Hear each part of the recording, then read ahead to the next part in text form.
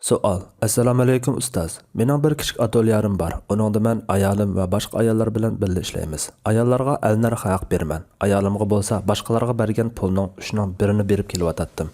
Hozir ayolim menmi to'liq alay, boshqalarga qandoq bergan bo'lsangiz, menga shundoq bering deb talab qildi. Shundoq berishim kerakmi yoki men ayolimning butun chiqimini qiladigan bo'lgandan uningga ishlagan haqqini to'liq bermasammi bo'lamdi? Ayollarimizni ishlatsak shariatda uningga al narxi ish haqqi berishimiz kerakmi? Agar shundoq bo'lsa, dalillarni deb bergan bo'lsalar. Javob: Va alaykum assalom va rahmatulloh. Ayolingiz atolyada ishlab bermagan taqdirdami uning xarajatlari sizga vojibdir. Agar ayolingizni atolyada yoki boshqa ish o'rnida ishlatsangiz, o'zi men pedagoglik bilan ishlab beray demagan, al narxi maosh talab qilgan ahvolda cho'qim boshqalarga o'xshash yoki ikki taraf rozilashgan haqni berib ishlatishingiz kerak. Chunki ayolingizning sizga ishlab berish majburiyati yo'q. Shunga ayolingizni haqsiz yoki oz haq bilan ishlashga zo'rlasangiz bo'lmaydi.